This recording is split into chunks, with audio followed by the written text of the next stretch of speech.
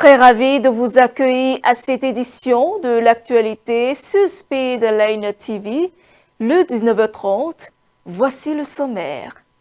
Le Bénin perd une figure majeure de sa vie politique. Séfou Fagboron, surnommé le baobab politique, est décédé ce 22 août à l'âge de 80 ans, fondateur de l'ES-MADEP.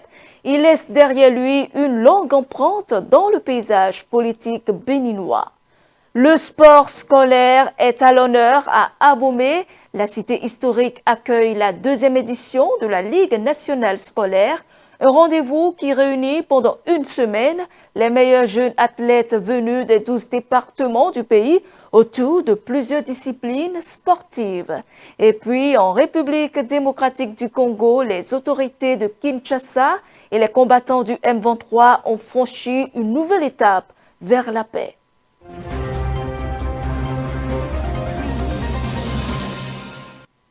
Bonsoir à toutes et à tous. Séfou Fagboron n'est plus homme d'affaires, ancien député et fondateur de MADEP. Il a marqué pendant plusieurs décennies la vie politique et économique du Bénin avant de s'éteindre samedi dernier à Adjawéré, dans le département du Plateau. Figure influente de la période du renouveau démocratique, il aura occupé une place de choix dans le paysage politique béninois. Retour sur le parcours d'un homme dont l'histoire se confond avec plusieurs pages de la vie politique et économique du pays. Le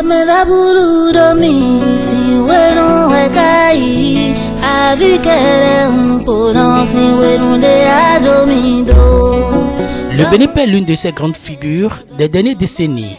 Séfou Fagboron, ancien député, homme d'affaires et acteur politique de premier plan, est décédé ce samedi 22 août 2026 à Adjawéré à l'âge de 80 ans. Originaire du département du Plateau, Séfou Fagboron aura marqué de son empreinte la vie politique, économique et sociale du Bénin. Né le 26 janvier 1946, il s'était imposé au fil des années comme une personnalité incontournable de sa région et du paysage national. En 1997, il fonde le mouvement africain pour le développement et le progrès MADEP, une formation politique qui joue un rôle important dans la vie politique béninoise, notamment sous le régime du président Mathieu Kérékou.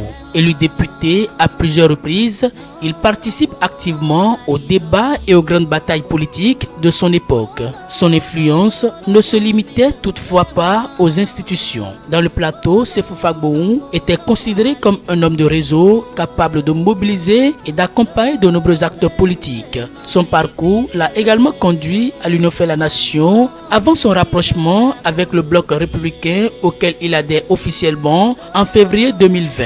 Homme d'affaires prospère, il avait également construit une importante réputation dans le secteur privé. Ses activités commerciales et ses investissements avaient fait de lui l'un des opérateurs économiques les plus connus de sa génération. Son parcours a aussi connu des moments difficiles. En juin 2006, il avait été arrêté à son domicile à Adjawéré dans le cadre d'une procédure liée à la gestion de la Société nationale de commercialisation des produits pétroliers Sonacop. Au-delà de la politique et des affaires, Séfou Fagboron était également connu pour son engagement social. Dans sa commune natale, il avait soutenu plusieurs initiatives au profit des populations, notamment dans le domaine religieux. Passionné de football, il avait par ailleurs présidé les Dragons de l'Ouémé, l'un des clubs historiques du football béninois. Avec sa disparition, c'est une personnalité qui aura traversé plusieurs générations de la vie publique béninoise qui s'en va. Figure politique, homme d'affaires et notable fortement implanté dans le Plateau, Séfou Fagboron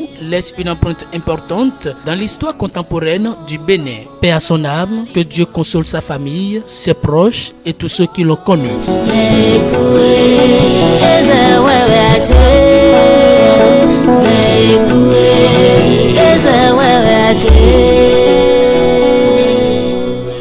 Une figure majeure de la scène politique béninoise a attiré sa révérence. Dans le même temps, la police républicaine poursuit son offensive contre les réseaux d'escroquerie opérant sous le couvert de CUNET et de ses filiales. Depuis avril, 24 opérations conduites sur l'ensemble du territoire ont permis d'interpeller 92 personnes et de libérer plusieurs centaines de victimes. Une lutte qui dépasse désormais les frontières béninoises. Les précisions avec le porte-parole de la police républicaine. Ce qui concerne les infractions économiques et financières, les services chargés de l'application de la loi au Bénin livrent une bataille sans relâche contre une forme particulièrement insidieuse de criminalité économique. Il s'agit des réseaux d'escroquerie pyramidale opérant sous la bannière de QNet et ses structures apparentées. Un combat dont la Brigade économique et financière et le Bureau central national Interpol de Cotonou constituent aujourd'hui le fer de lance. Ces réseaux criminels déploient des mécanismes bien rodés pour attirer de nombreux jeunes d'Afrique de l'Ouest sous le couvert de prétendues opportunités avant de les exploiter à des fins lucratives. Pour atteindre leurs victimes, les animateurs de ces réseaux recherchent les cibles dans leur cercle de proximité, famille, amis, connaissances ou environnement immédiat. Ils privilégient ainsi les personnes en quête d'emploi, désireuses d'améliorer leurs compétences linguistiques ou encore à la recherche de nouvelles expériences professionnelles ou rêvant de voyager vers les pays occidentaux. Face à ce phénomène de traite des personnes qui s'attaque à notre jeunesse, la police républicaine n'a pas relâché ses efforts. Depuis avril 2026, 24 opérations ont été conduites à Parakou, à Godomé et à Tatonoukon, permettant de désorganiser plusieurs sites de regroupement. Ces opérations ont conduit à l'interpellation de 92 suspects déférés à la Cour de répression des infractions économiques et du terrorisme, dont plusieurs ont été placés sous mandat de dépôt et se trouvent actuellement en détention. Dans le même temps, des centaines de victimes ont été secourues et ont pu regagner leur pays. Mais la traque ne s'arrête pas aux frontières nationales. Elle se poursuit au-delà de notre territoire grâce à l'action du Bureau central national Interpol de Cotonou, qui a ciblé notamment les principaux responsables de ces réseaux établis dans un autre pays anglophone voisin. Entre mai et juillet 2026, 3 sites y ont été démantelés, conduisant à l'arrestation et à la remise aux autorités béninoises de 5 responsables de premier plan appartenant à ces groupes criminels. Une centaine de victimes béninoises ont ainsi été libérées de l'emprise de leurs bourreaux, plusieurs ayant depuis retrouvé le chemin de leur maison. La police républicaine poursuivra cette action avec la même détermination. Démanteler ces réseaux, interpeller les responsables, secourir leurs victimes et faire en sorte qu'aucun criminel ne puisse considérer notre territoire comme un refuge. Désormais, cette traque s'étendra également aux propriétaires et autres personnes qui, en connaissance de cause, mettent leurs maisons ou appartements à la disposition de ces réseaux pour servir de lieu de commission de leurs activités criminelles. En tout état de cause, ceux qui facilitent ces agissements en seront tenus pour responsables. Autre temps fort de l'actualité, le Bénin confirme sa présence sur la scène musicale africaine. Après Angélique Kidjo, c'est au tour de Fifi Fender de décrocher une distinction majeure. Le musicien béninois de son vrai nom, Fiacre Aïdoméou, a été sacré musicien de l'année 2026 aux African Music Academy Awards, un nouveau succès qui vient saluer le parcours et le talent de l'artiste béninois. Retour sur son itinéraire dans cet élément. Fiacre Aïdomero, connu sous le nom de Fifi Fender, a été désigné musicien de l'année 2026 par les African Music Academy Awards, une distinction continentale qui vient consacrer plusieurs années d'un parcours marqué par la polyvalence, les collaborations et une contribution remarquable à la création musicale béninoise. Le guitariste et multi-instrumentiste s'est imposé au thème d'une sélection réunissant 36 musiciens issus de différents horizons de l'Afrique et de sa diaspora. Cette consécration place ainsi le Béninois parmi les figures musicales distinguées cette année par cette académie. La particularité des African Music Academy Awards réside notamment dans la participation de professionnels de la musique au processus de sélection et de vote. Le sacre de Fifi Fender prend ainsi une dimension particulière puisqu'il intervient dans un cadre où l'expertise des acteurs du secteur occupe une place importante. Guitariste, multi-instrumentiste, arrangeur, auteur-compositeur, beatmaker et directeur artistique, Fifi Fender évolue à plusieurs niveaux de la chaîne de création musicale. Cette polyvalence lui a permis de s'inscrire dans différents univers et de participer à la conception de nombreux projets. Son parcours musical s'est notamment construit au sein de l'orchestre universitaire Les Casseux avant de s'élargir à d'autres expériences au Bénin et à l'international. Au fil des années, le musicien a développé une identité qui dépasse le seul rôle d'instrumentiste. L'empreinte de Fifi Fender se retrouve dans les travaux de plusieurs artistes de la scène béninoise et africaine. Il a notamment collaboré avec Cessimain, Pepe Oleka, Wilf Enigma, Almog et Sagboran Danialou, entre autres. Son parcours illustre ainsi la réalité de l'industrie musicale qui fait que, derrière les artistes mis en avant sur scène, se trouvent des créateurs et techniciens dont le savoir-faire contribue largement au succès d'une œuvre. Le sacre de Fifi Fender intervient alors que les talents béninois bénéficient d'une visibilité croissante sur la scène internationale. Cette nouvelle distinction vient renforcer une dynamique déjà portée par plusieurs artistes et acteurs culturels du pays, notamment Opa, Angélique Kidjo et Sarah Ronsou. Au-delà de la récompense individuelle, le prix met en lumière le potentiel des professionnels qui contribuent à l'essor de la musique béninoise, y compris ceux dont le travail reste souvent moins visible auprès du grand public. Avec ce nouveau sacre continental, Fifi Fender porte une nouvelle fois le nom du Bénin au-delà de ses frontières et inscrit davantage son parcours dans le paysage musical africain. Place au sport à présent, le stade de Goro à Abomey a vibré ce samedi au rythme du lancement de la deuxième édition de la Ligue nationale scolaire. Désormais incontournable dans la promotion du sport scolaire au Bénin, la compétition a été officiellement lancée par le ministre des Sports et de l'Engagement civique Benoît Dato en présence des délégations venues des 12 départements du pays. Suivons le reportage.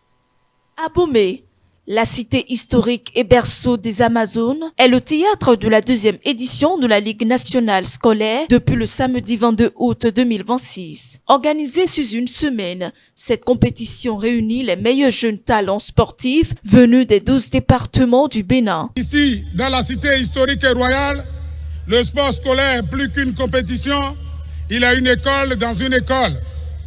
Chers élèves, athlètes, vous êtes aujourd'hui les ambassadeurs de vos établissements, de vos communes et de vos départements. Donnez le meilleur de vous-même, défendez vos couleurs avec talent, courage et détermination, mais toujours dans le respect de l'adversaire. Souvenez-vous que le véritable champion n'est pas seulement celui qui remporte une médaille, mais aussi celui qui apprend à se dépasser et qui refuse de le rencontrer. Mesdames et messieurs, accueillir cette Ligue nationale est aussi l'occasion de partager avec vous notre vision pour le développement des sports et des loisirs à Abomey au cours des 3 prochaines années. Nous avons fait le choix de considérer le sport non comme une activité accessoire, mais comme un véritable outil d'éducation, d'épanouissement, de cohésion sociale, de santé et de rayonnement de notre commune. Notre première ambition est d'élaborer et de mettre en place une politique communale de développement des sports et des loisirs afin de mieux structurer les initiatives, promouvoir la pratique sportive, détecter les talents et créer les conditions de leur éclosion. Le coup d'envoi officiel a été donné par Benoît Dato, ministre des Sports et de l'Engagement civique, en présence de plusieurs membres du gouvernement ainsi que des autorités locales et traditionnelles. Nous ouvrons solennellement les rideaux sur l'acte 2 de la Ligue nationale scolaire, dont l'éternelle cité d'Abomey en a désormais le secret. Mais rassurez-vous, cet acte 2, nous le démarrons avec la même ferveur, la même flamme et un symbole plus fort que jamais. Le passé dialogue avec l'avenir. Mesdames, Messieurs, cette année encore, nous allons vivre des moments d'une intensité rare. Car 1488 jeunes, 5 disciplines, une seule et même passion sont au rendez-vous.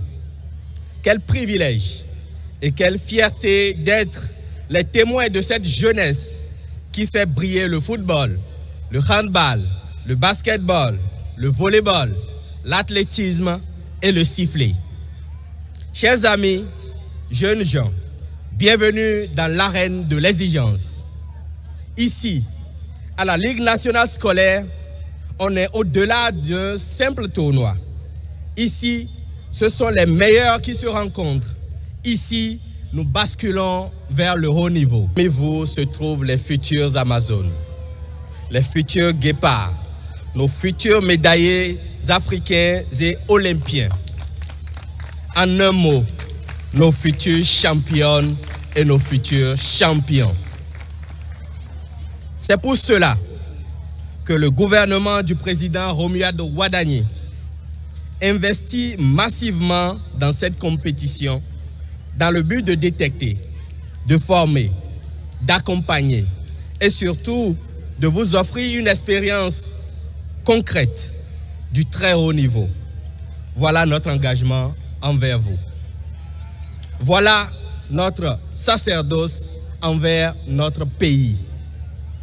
Mes chers champions, tout au long de cette semaine, vous connaîtrez des victoires, mais certainement des revers. À Abomey, l'histoire ne se raconte donc pas seulement. Sur les terrains de la Ligue nationale scolaire, une nouvelle génération écrit déjà les premières lignes de son propre destin. Les médailles consacreront les vainqueurs, des rêves qui prennent déjà forme. De cette arène de l'exigence émergeront des champions qui demain feront vibrer le Bénin sur les plus grandes scènes africaines et internationales. En interactualité réunis à huis clos en Suisse, le gouvernement de la RDC et le groupe rebelle M23 soutenu par le Rwanda sont parvenus à un accord sur une feuille de route pour établir un calendrier de négociation. Ce test s'inscrit dans le cadre du processus de Doha et fait suite à l'accord de paix parrainé par les États-Unis. Le reportage. Une nouvelle étape dans les négociations de paix dans l'est de la République démocratique du Congo. Kinshasa et les combattants de l'AFC M23 se sont accordés sur une feuille de route à l'issue de discussions organisées en Suisse. Ce document doit fixer les prochaines étapes et le calendrier des négociations prévues dans le cadre de l'accord de Doha. Les deux camps réaffirment leur volonté de poursuivre les discussions pour parvenir à un règlement du conflit et progresser sur le respect du cessez-le-feu.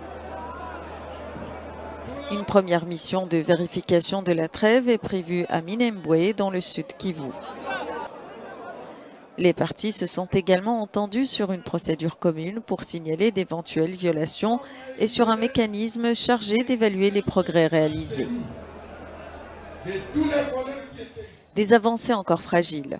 Plusieurs volets de l'accord restent à négocier, tandis que les tensions persistent sur le terrain.